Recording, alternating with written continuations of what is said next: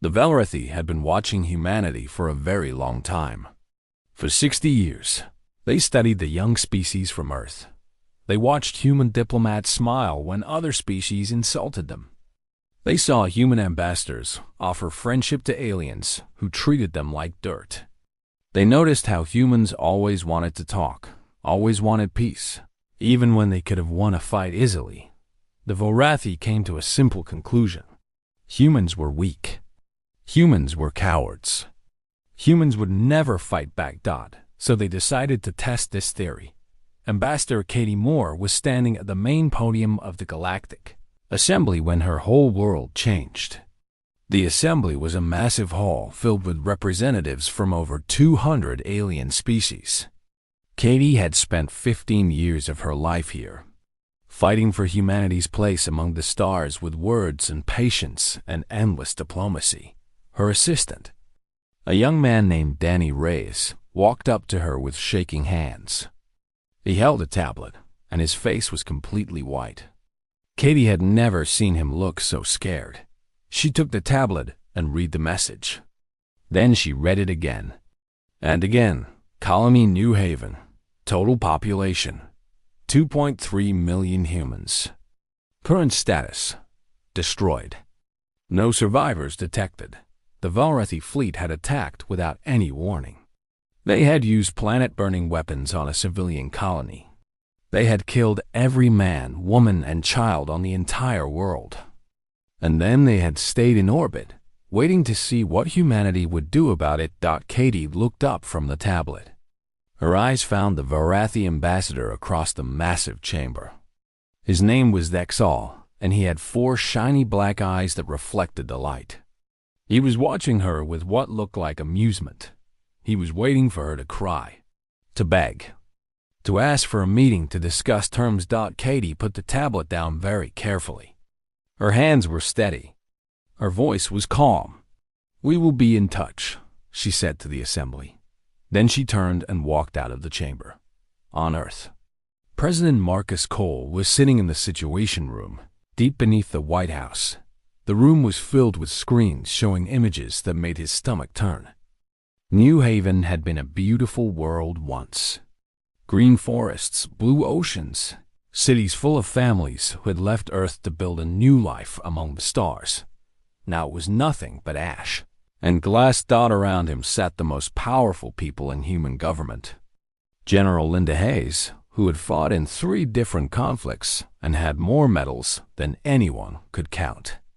Secretary of Defense Victor Dunn, who had spent his whole career planning for a war he hoped would never come. Admiral Greg Santos, who commanded humanity's secret military projects, and dozens of others, all of them looking at Marcus with the same question in their eyes.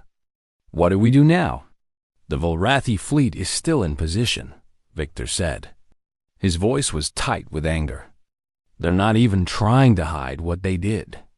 They're just sitting there, waiting. Because they think we won't do anything," Linda added.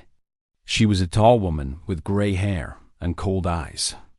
"Every piece of intelligence we have says the same thing. The Velrathi believe humans are too civilized to fight back properly. They think we'll file a complaint, maybe ask for money, and then move on." "They killed 2 million people," Danny whispered.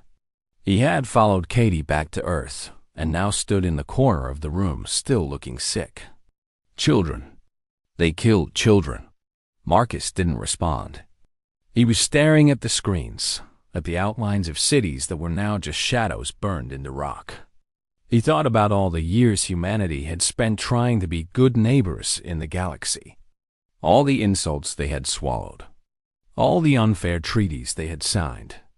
All the times they had chosen peace when war would have been easier. They had done it because they believed in something better.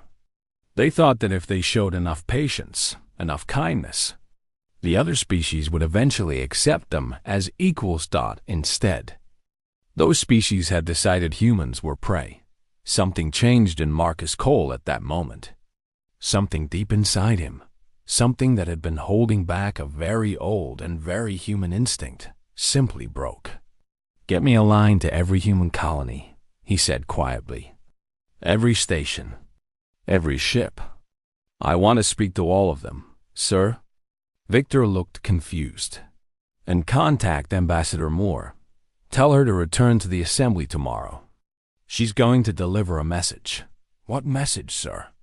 Marcus finally looked away from the screens. His eyes were hard in a way none of them had ever seen before. We're going to tell them the truth, he said. We're going to tell them that we weren't weak. We were being polite. And now we're done being polite. The room was very quiet. Sir, Admiral Greg Santos spoke up. He was a heavyset man with a thick beard and careful eyes. If we do this, there's no going back. The galaxy will never see us the same way again. Good, Marcus replied. I'm tired of how they see us now. Linda Hayes allowed herself a small, cold smile. The Prometheus assets are ready, sir. They have been for 20 years. We've just been waiting for a reason to use them. Marcus nodded slowly. Then let's give the galaxy a lesson in what happens when you mistake kindness for weakness. Far away, in the burned remains of New Haven, the Vilrathi fleet waited patiently. Their commanders were already celebrating. They had proven that humans were exactly as pathetic as everyone thought. Soon, Earth would send a strongly worded letter. Maybe impose some minor trade restrictions. And life would go on. They had no idea what was coming. They had no idea that for 60 years, while humanity smiled and negotiated and accepted insults, the smartest human scientists had been building weapons in secret. Terrible weapons. Weapons that could crack planets open like eggs. Weapons that could turn entire fleets into dust in seconds. They had no idea that humans had been playing a very long game, hoping they would never need to show their true face. They had no idea that they had just woken up something ancient and terrible. Something that had been sleeping inside every human being since the first caveman picked up a rock to defend his family. Humanity had been civilized. For 60 years. Now civilization was over. And the galaxy was about to learn why Earth had been the only planet in its system where life survived. Not because humans were lucky. Not because they were weak. Because everything else had learned to be afraid of them. Katie Moore returned to the Galactic Assembly 3 days after the massacre. She walked through the massive doors alone, her footsteps echoing in the sudden silence that fell over the chamber. 200 species watched her approach the central podium, and not one of them made a sound. The Vilrathi ambassador, Dexal, sat in his elevated seat with all 4 of his eyes fixed on her. His species didn't smile the way humans did, but Katie could tell he was amused. He probably expected tears, begging, the usual human response to tragedy. He was about to be very disappointed. The human delegation wishes to make a statement, the assembly's moderator announced. The moderator was a small, floating creature called a Min, and even it seemed nervous. Katie didn't look at any notes. She didn't need them. She had memorized every single word. For 60 years, she began, her voice clear and steady, humanity has lived by something we called the doctrine of measured response. We believed that if we showed restraint, the galaxy would respect us. We offered friendship to species that hated us. We signed trade deals that hurt us more than helped. When our people died in mysterious accidents in space, we buried them quietly and didn't ask too many questions. She paused and looked around the chamber slowly. We did this because we believed in peace. We thought that if we were patient enough, kind enough, civilized enough, we would eventually be accepted as equals in this galaxy. Her voice hardened. 3 days ago, the Vilrathi Dominion murdered 2.3 million human beings. They burned our colony of New Haven until nothing was left but glass and ash. They killed our families, our children, and they did it because they thought we wouldn't do anything about it. Katie reached into her jacket pocket and pulled out a small data chip. She plugged it into the podium's display system. Instantly, A document appeared on every screen in the chamber. "This is the doctrine of proportional extinction," she announced. "The United Earth government ratified it 6 hours ago. I will explain what it means." The chamber stirred uneasily. Several delegates began whispering to each other. "First," Katie continued, "any attack on human civilians will be answered with a response 10 times larger. There will be no negotiations, no hearings, no appeals. You kill 1,000 of us, we destroy 10,000 of your military assets. This is not a threat. This is a promise. Second, Earth is leaving 16 of our 24 defense treaties. We will keep our word to species who have kept their word to us. Everyone else is now on their own. Third, all Volrathi citizens in human space have 72 hours to leave. After that time, they will be treated as enemy soldiers." Vexal finally stood up from his seat. His 4 eyes were narrowed with anger. "You cannot threaten the Dominion," he said, his voice like grinding rocks. "Your species is nothing. You have a tiny fleet. Your weapons are primitive. You have spent so many years talking about peace that you have forgotten how to make war." Katie waited until he was finished. Then she smiled. It was not a nice smile. "Ambassador Vexal," she said softly, "humanity didn't forget how to fight. We chose not to fight. There is a very big difference." Vexal made a noise that might have been laughter. "Chose? You chose to be weak?" "We chose to be patient," Katie corrected him. "We chose to see if the galaxy deserved our friendship. We chose to give species like yours every possible chance to treat us with basic respect." She leaned forward on the podium. "You failed the test." "This is absurd," another delegate spoke up. This one was from the Kreth Collective, a species that had always looked down on humans. "Humanity cannot possibly fight the Volrathi Dominion. You would be destroyed in weeks." "Perhaps," Katie agreed. "Or perhaps we have been hiding a few things." The chamber went very quiet. For 60 years, humanity has been playing a role. We smiled when you insulted us. We accepted unfair terms because we didn't want to seem aggressive. We let you think we were harmless because we were hoping, truly hoping, that we would never need to show you the truth." She stood up straight and looked directly at Vexal. "The Volrathi Dominion has 48 hours to surrender every commander involved in the New Haven attack. If this deadline passes, Earth will respond. And I promise you, Ambassador, you will not like our response." Vexal's 4 eyes blinked in sequence. "You're bluffing, am I?"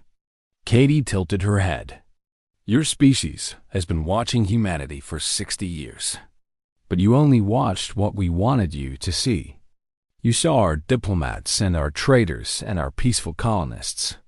You never wondered what we were doing in the parts of our space where we didn't let anyone visit."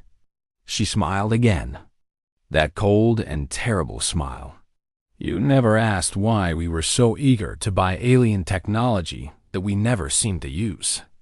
You never questioned how a species as weak as you thought we were managed to survive on a planet as dangerous as Earth. You never considered that maybe, just maybe, we were dangerous too." Katie stepped back from the podium. 48 hours, Ambassador. I suggest you use them wisely."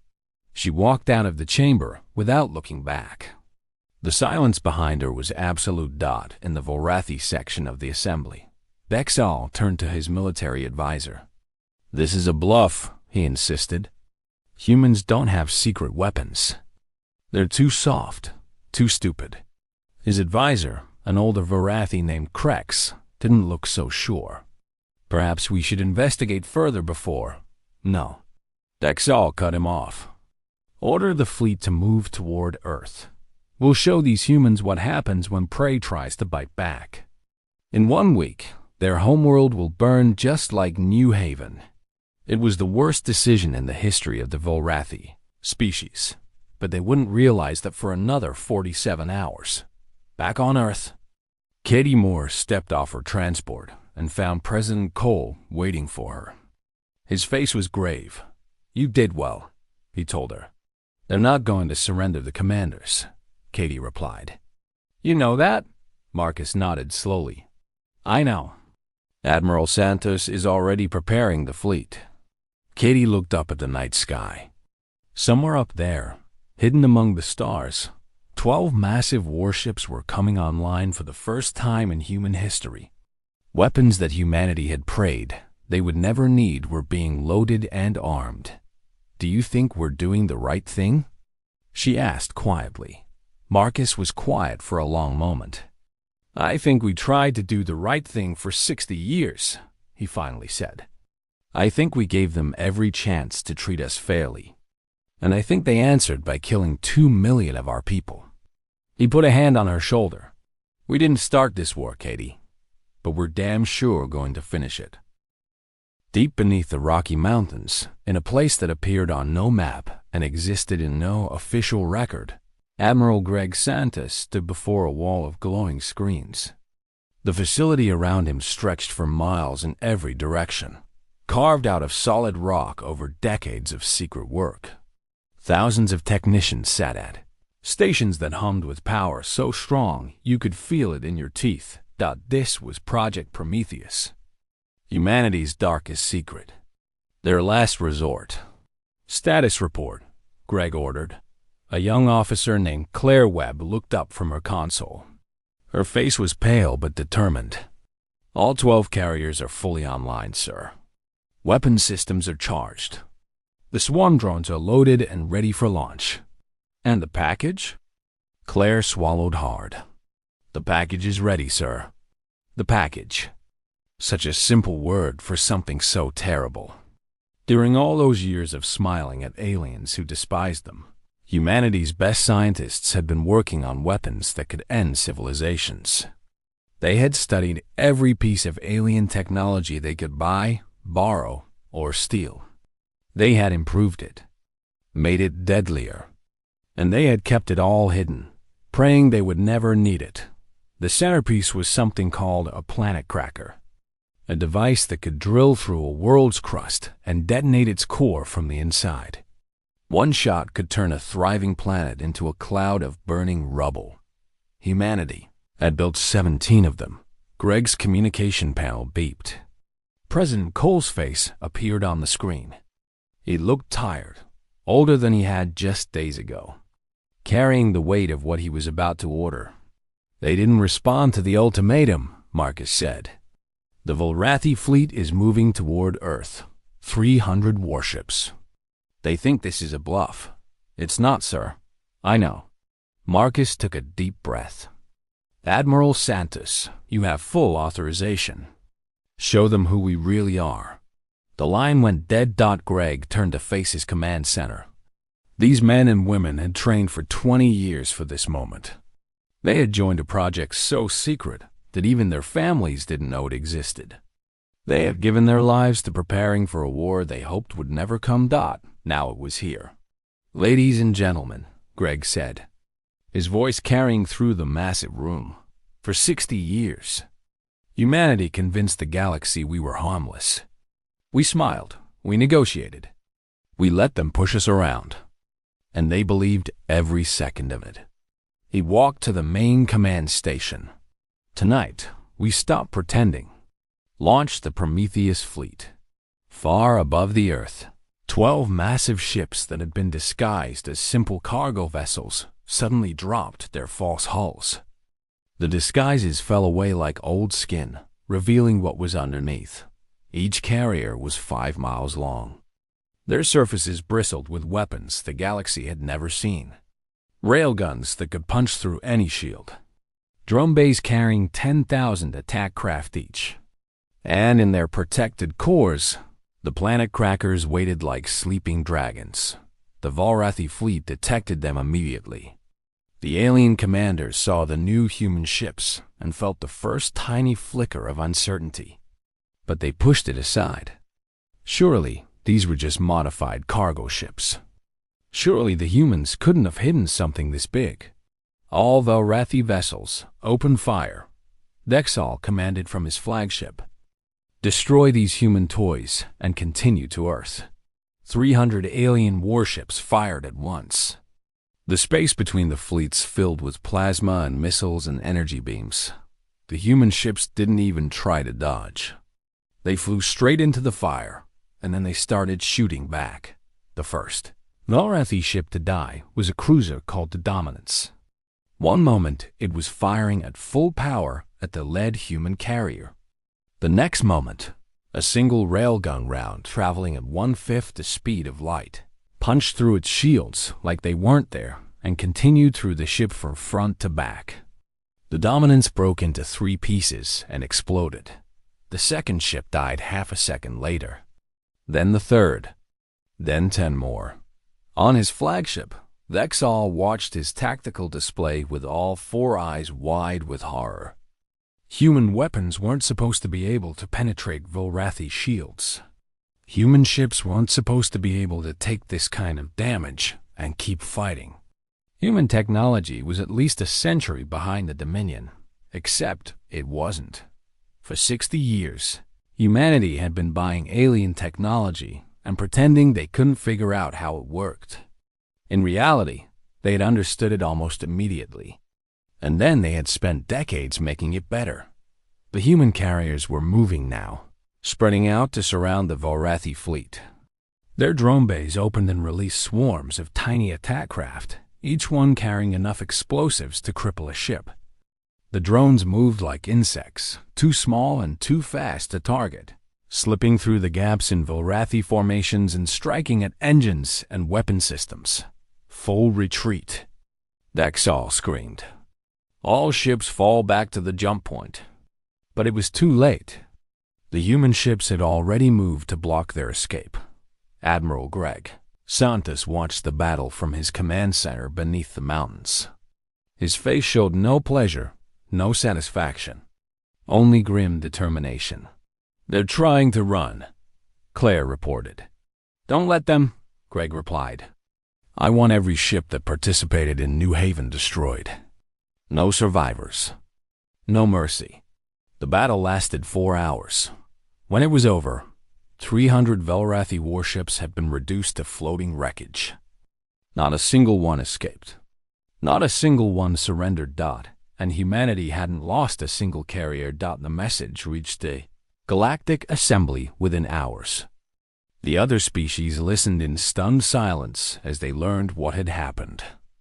The Velrathi, one of the most powerful military forces in the galaxy, had been completely destroyed by a species they thought was weak. In the assembly chamber, ambassadors looked at each other with new fear in their eyes. They all had the same thought. What else were the humans hiding? And the terrible answer was plenty, because the 12 carriers were just the beginning. Humanity had more ships being built in secret shipyards throughout their territory. They had weapons that made the planet crackers look gentle. They had been preparing for this moment for generations, hoping it would never come, but knowing it probably would. The galaxy had made a mistake. They had confused patience for weakness, kindness for cowardice. They had pushed and pushed and pushed, thinking humans would never push back. Now they were learning the truth, and the lesson was just getting started.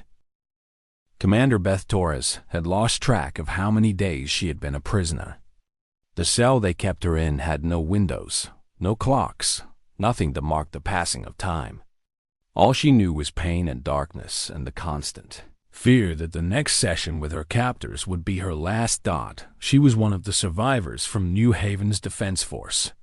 When the Velrathi attacked, she had been commanding a small patrol ship near the colony. Her crew of 30 had tried to fight back against the invasion fleet. They had known it was hopeless, but they had fought anyway, because that's what humans did. The Velrathi had captured her ship instead of destroying it. They wanted prisoners. They wanted information about Earth's defenses. Out of her crew of 30, only 12 were still alive. Out of the entire New Haven Defense Force of 12,000 soldiers, Only 47 had survived. The Volrathi had not been gentle in their questioning. Beth sat in the corner of her cell, her body covered in wounds that were slowly healing. She had told them nothing. None of her people had. They had screamed and bled, and some of them had died. But they had kept their secrets. She wasn't sure how much longer she could hold out. The door to her cell suddenly exploded inward. Beth threw herself against the far wall, expecting Volrathi soldiers. Instead, she saw something impossible. Humans in black armor, moving fast and smooth, weapons raised and ready. The lead soldier stepped through the smoke and removed her helmet. Commander Torres? The woman had short dark hair and a face covered in battle scars. I'm Sergeant Nina Vance, Special Operations. We're here to take you home. Beth couldn't believe what she was seeing.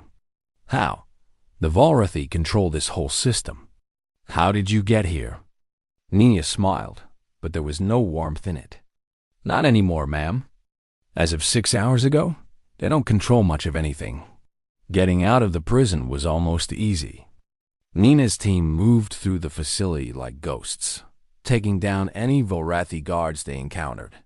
They found the other human prisoners and loaded everyone onto a transport ship that was waiting outside. Beth sat in the medical bay as a doctor worked on her wounds.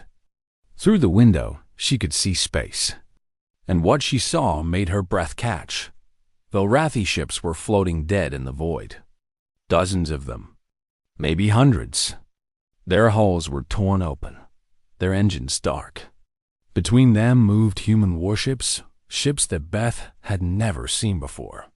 They were huge and covered in weapons, and they moved with a confidence that seemed almost arrogant. What happened? She whispered. Nina sat down across from her. A lot happened while you were locked up, Commander. Short version? The Volrathi attacked New Haven thinking we would do nothing.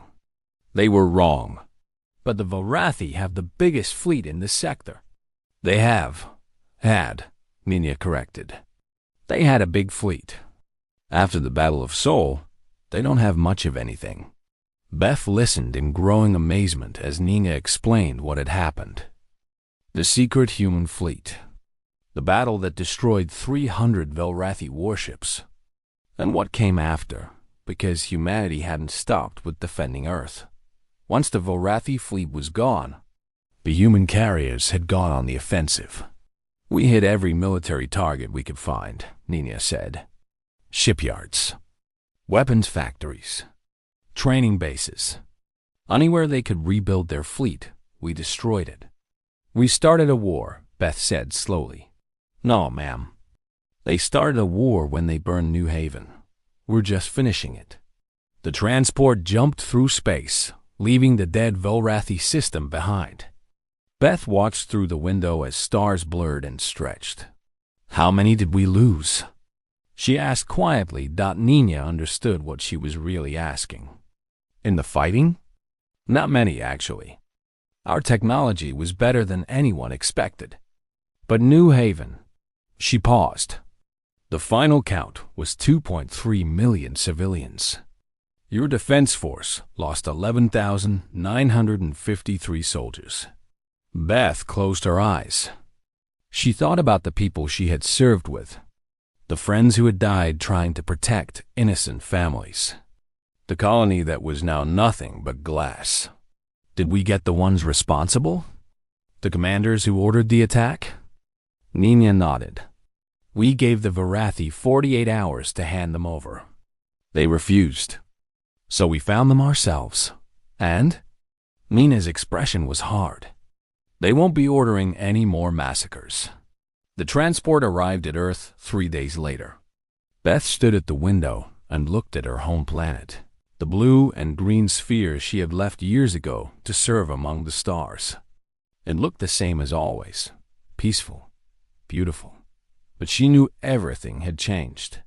When she stepped off the transport, she found a crowd waiting, soldiers, officials, reporters, and at the front, President Marcus Cole himself. Commander Torres, he said, shaking her hand. Welcome home.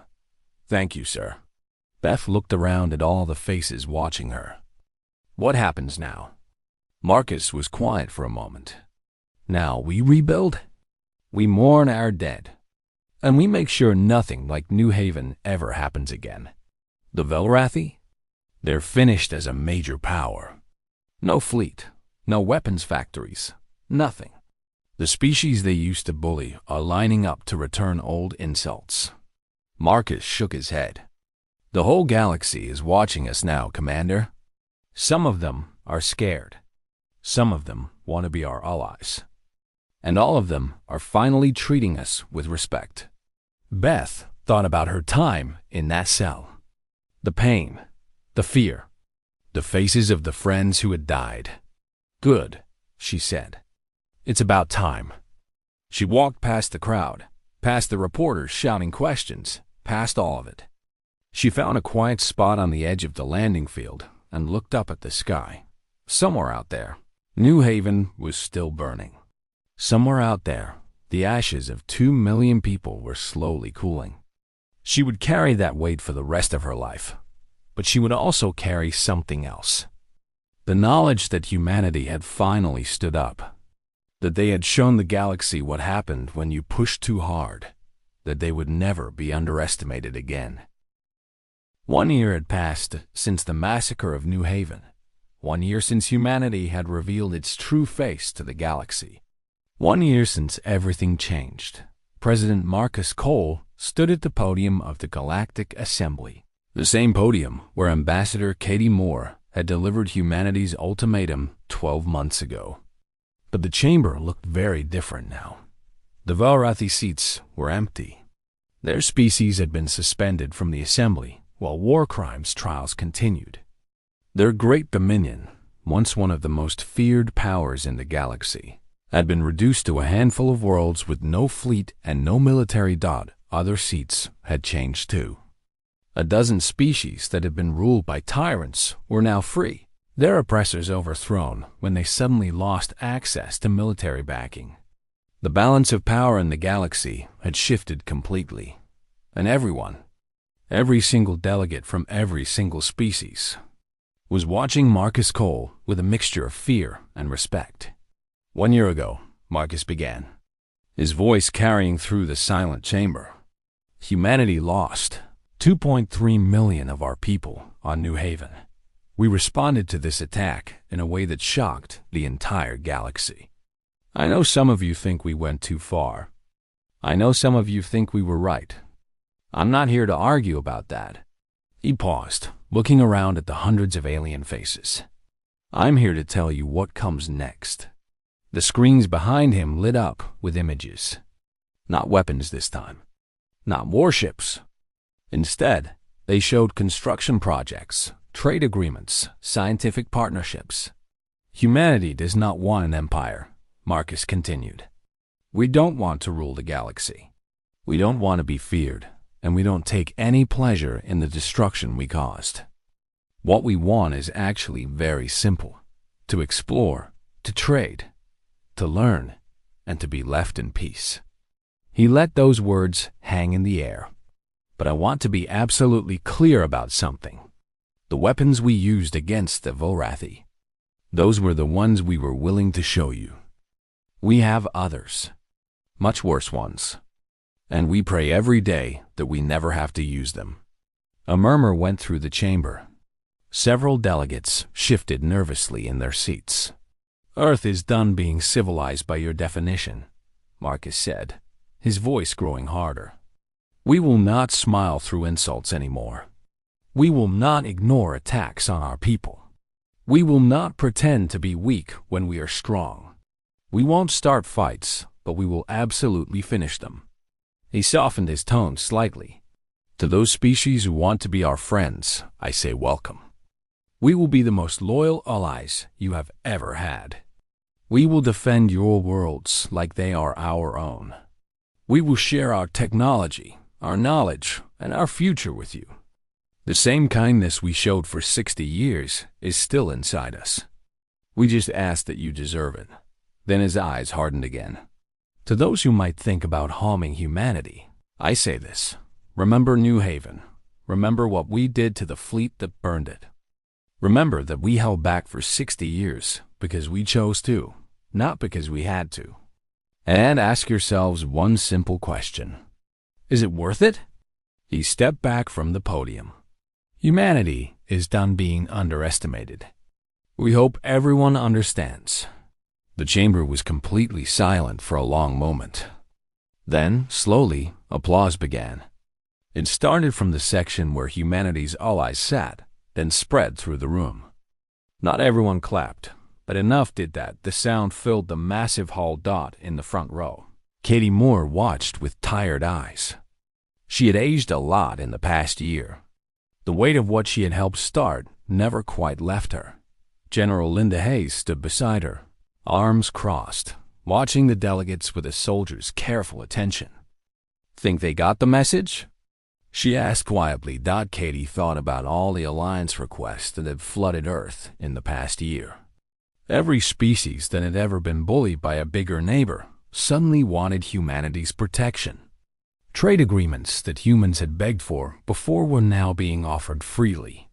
The galaxy was reorganizing itself around one simple fact. Earth was not to be pushed around. They got it, Kitty said. Finally. 6 months later, humanity held a memorial on the surface of New Haven. The planet was dead, would be dead for centuries before the radiation faded enough to allow resettlement. But they had cleared a small area near where the capital city had once stood. They had brought soil from Earth and planted trees that would never grow in the poison ground. Knowing they would die but planting them anyway. It was a human thing to do. 4 million people watched the ceremony, either in person or through broadcasts. Many of them were from alien species that had allied with humanity since the war. They stood alongside humans and mourned together for what had been lost. In the center of the memorial stood a statue. It showed a human hand, open and extended in friendship. But in the palm of the hand, fire was reflected. President Marcus Cole read the words carved into the base of the statue. We came in peace. We left in peace. But we will never be peaceful about our own destruction. Remember the 2.3 million. Remember what we learned. Remember what we became. He looked up at the crowd. Humanity doesn't start wars. We end them. Commander Beth Torres stood in the crowd, watching the ceremony. She had been promoted 3 times since her rescue. She now commanded one of the new defense stations being built around every human colony. She would spend the rest of her life making sure no other world suffered what New Haven had suffered. Beside her stood Nina Vance, the soldier who had rescued her from that prison cell. Nina had received the Medal of Valor for that mission. She bore it now, the golden medal gleaming on her chest. Do you think it's over? Beth asked quietly. Nina watched the statue, the open hand with fire in its palm. No, there will always be someone who thinks they can push us. Someone who forgets what we're capable of. Someone who decides to test us.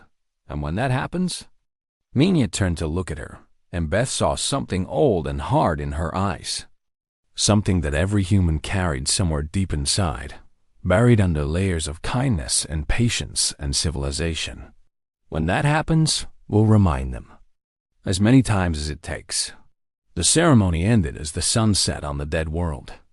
People began to leave, returning to their ships, going back to their lives. But many stayed a little longer, standing in the fading light, remembering. Earth had learned a hard lesson. For 60 years, they had tried to earn the galaxy's respect through peace and patience. It hadn't worked.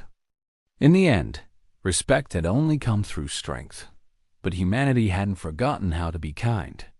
They hadn't lost the part of themselves that wanted friendship, that dreamed of a galaxy where different species worked together in harmony. They had just learned to protect that kindness with teeth. The stars came out over New Haven, cold and distant and beautiful. Somewhere out there, species were making plans and building futures and wondering what role humanity would play in the centuries to come. And somewhere on Earth, in facilities that didn't exist, Scientists were still working, still building, still preparing for a tomorrow that might require terrible things, because humanity had learned the most important lesson of all: peace was precious. But it was only possible when you were strong enough to defend it. The galaxy understood that now, and they would never forget.